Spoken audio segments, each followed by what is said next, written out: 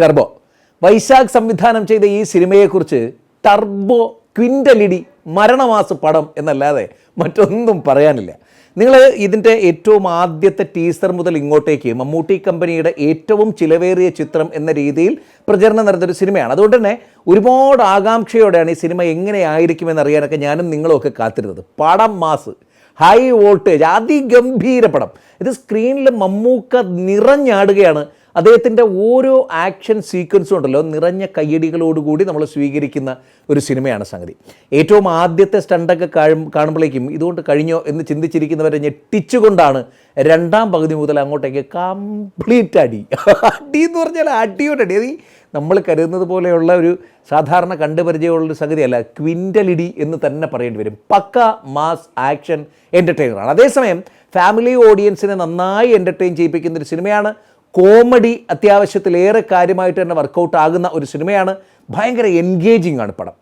A to Z cinema നമ്മളെ പിടിച്ചിരുത്തുന്ന രീതിയിലാണ് നിർമ്മാണ രീതിയും കഥ പറച്ചിൽ രീതിയും. വൈശാഖിൻ്റെ സംവിധാന മികവിനെ നമ്മൾ ഒരുപാട് എടുത്തെടുത്ത് തന്നെ ആവർത്തിച്ചത് പ്രോത്സാഹിപ്പിക്കേണ്ടതുണ്ട്, അല്ലെങ്കിൽ അംഗീകരിച്ചു കൊടുക്കേണ്ടതുണ്ട്. വളരെ മനോഹരമായി മമ്മൂക്ക എന്ന എലമെൻറ്റിനെ നമ്മൾ എങ്ങനെ കാണാൻ ആഗ്രഹിക്കുന്നുവോ അതുപോലെ പ്രേക്ഷകനിലേക്ക് എത്തിക്കുന്നതിൽ വൈശാഖ് വിജയിച്ചു എന്ന് പറഞ്ഞു.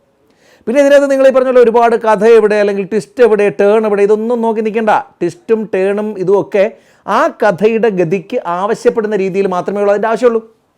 കാരണം ഇതൊരു ഈ പറഞ്ഞ പോലെ ഒരു മാസ് എൻ്റർടൈനർ ആയിട്ടുള്ളൊരു സിനിമയാണ്, ഒരു ആക്ഷൻ ത്രില്ലറാണ്. ആ സിനിമയ്ക്കകത്ത് നിങ്ങൾ പ്രതീക്ഷിക്കുന്നത് പോലെയുള്ള ഒരു ഹിഡൻ അജണ്ട അല്ലെങ്കിൽ അങ്ങനെ ഒരു കഥയുടെ ട്വിസ്റ്റ് അതിനൊന്നും ആവശ്യം നമുക്ക് വരില്ലെന്നേ. മിഥുൻ മാനുവൽ തോമസിൻ്റെ കഥയും തിരക്കഥയും ടർബോ ജോസ് എന്ന് പറയുന്ന കഥാപാത്രത്തിൻ്റെ രൂപീകരണത്തിൽ വളരെയേറെ ആഴത്തിൽ തന്നെ വർക്ക് ചെയ്തതാണ് നമുക്ക് കാണാൻ പറ്റും.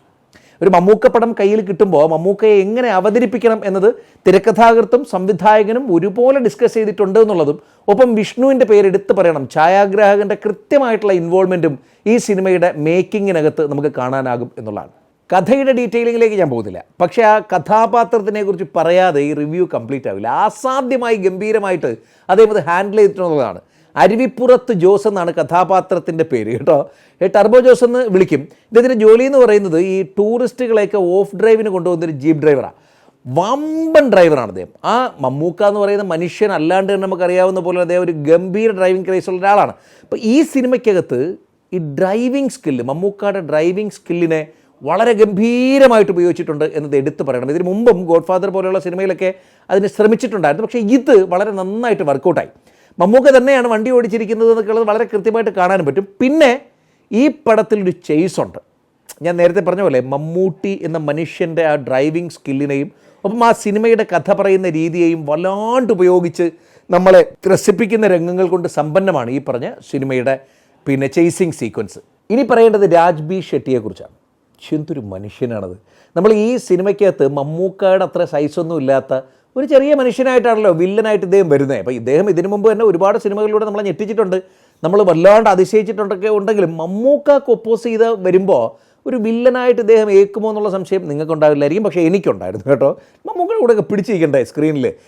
അതുണ്ടല്ലോ നമ്മൾ പല സമയത്തും തിരിച്ച് ചിന്തിക്കും, മമ്മൂക്കയുടെ കൂടെ കട്ടയ്ക്ക് പിടിച്ചിരിക്കുന്നതേ ഒന്നാമത് സൈസ് കുറവാണെന്നുള്ളത് കൊണ്ട് തന്നെ ഇദ്ദേഹത്തിന് ഈ പറഞ്ഞ പോലെ ആ ഒരു മമ്മൂക്കയുടെ മുമ്പിൽ നിൽക്കുമ്പോൾ ആ ഒരു അപ്പിയറൻസ് കിട്ടുമോ എന്നൊക്കെ എനിക്ക് ഡൗട്ട് ഉണ്ടായിരുന്നു. പക്ഷേ വമ്പൻ വേറെ ഗെറ്റപ്പ്, വമ്പൻ സ്വാഗ്. അതുപോലെ തന്നെ സുനിലിൻ്റെത് നമുക്കറിയാവുന്ന പോലെ ഇപ്പോൾ കന്നഡ തെലുങ്ക് ആക്ടേഴ്സൊക്കെയാണ്. സാധാരണ ഇവരെ മലയാളത്തിലേക്ക് കൊണ്ടുവന്നാൽ ഈ മലയാളികളായിട്ടുള്ള ആരെങ്കിലുമൊക്കെ ഡബ് ചെയ്ത് വല്ലാത്തൊരവസ്ഥയിലേക്ക്, ഇതങ്ങനല്ല. ഡബിങ്ങിൻ്റെ കാര്യമല്ല, ആ ഒരു പെർഫോമൻസില്ലേ, ആ ഒരു ആറ്റിറ്റ്യൂഡ് അസാധ്യം എന്ന് തന്നെ ഒരൊറ്റ വാക്കുകൊണ്ട് വിശേഷിപ്പിക്കാൻ ആഗ്രഹിക്കുന്നു. പിന്നെ ബിന്ദു പണിക്കർ റൊഷാക്ക് എന്ന് പറയുന്ന സിനിമയ്ക്കകത്ത് ചെയ്തു വെച്ചിരിക്കുന്നൊരു വേഷത്തിൻ്റെ ഒരു ബെഞ്ച് മാർക്കുണ്ട്. ആ ബെഞ്ച് മാർക്കിൻ്റെ ഈ മുകളിലേക്ക് നമ്മളെ ഇമോഷണലി ഹുക്ക് ചെയ്ത് വലിച്ചു കൊണ്ടുപോകുന്ന ഒരു മനോഹരമായ കഥാപാത്ര സൃഷ്ടിയാണ് അദ്ദേഹത്തിൻ്റേത് എന്ന് പറയാതെ വയ്യ. ബിന്ദു പണിക്കരുടേത് ഒപ്പം അഭിനയിച്ചിരിക്കുന്ന ആർട്ടിസ്റ്റുകളൊക്കെ ശബരീഷ് വർമ്മ ഉൾപ്പെടെയുള്ള സകലമാന ആർട്ടിസ്റ്റുകൾക്കും അവരവരുടേതായിട്ടുള്ള കൃത്യമായിട്ടുള്ള കാര്യങ്ങൾ കൈകാര്യം ചെയ്യാനുള്ളൊരു പ്ലോട്ട് ഓൾറെഡി തന്നെ സംവിധായകനും തിരക്കഥാകൃത്തും സിനിമയ്ക്കകത്തേക്ക് ഉണ്ടാക്കി വെച്ചിട്ടുണ്ട് എന്നതും എടുത്തു പറയണം. ഇനി ഈ സിനിമയുടെ പാട്ടുകളിലേക്ക് വരുമ്പോൾ ഈ സിനിമ ആവശ്യപ്പെടുന്നൊരു മ്യൂസിക്കിൻ്റെ ശൈലിയുണ്ട്. അതുകൊണ്ട് സമ്പന്നമാണ് സിനിമയുടെ സംഗീതവും.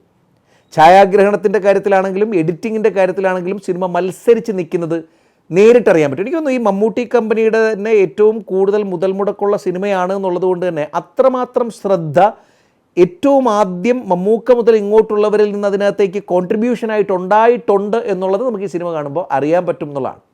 സിനിമയ്ക്ക് വലിയ നെഗറ്റീവ് ഒന്നും പറയാനില്ല. അതുകൊണ്ടാണ് ഞാൻ ഈ പറഞ്ഞത് എന്നെക്കുറിച്ച് പൊതുവേ പറയപ്പെടുന്ന ഒരു ഇത് എല്ലാത്തിനും പോസിറ്റീവ് പറയുന്നു എന്നുള്ളതാണ്.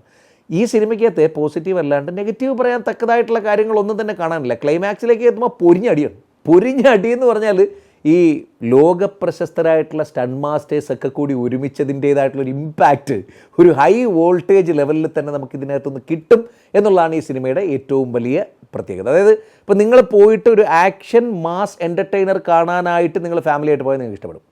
അതല്ലാണ്ട് വേറൊരു ഇതിൽ ആവശ്യത്തിന് ഡ്രാമയും ഉണ്ട്. പക്ഷേ ഒരു ഡ്രമാറ്റിക് ഫാമിലി മൂവി എന്നൊന്നും പറഞ്ഞു പോകണ്ട. ഇത് പെർഫെക്റ്റ് ആക്ഷൻ ത്രില്ലർ മാത്രമാണ്. ഗംഭീര സിനിമയാണ്. എൻഗേജ് ചെയ്യിപ്പിക്കുന്ന സംവിധാനം, മനോഹരമായിട്ടൊരുക്കിയിരിക്കുന്ന തിരക്കഥയും കഥയും, ഒപ്പം തന്നെ അതിനോടനുസരിച്ച് നിൽക്കുന്ന ടെക്നിക്കൽ സപ്പോർട്ടും എല്ലാം കൊണ്ടും സിനിമ തിയേറ്ററിൽ മസ്റ്റ് വാച്ചാണ്. ഉറപ്പായിട്ടും കാണണം.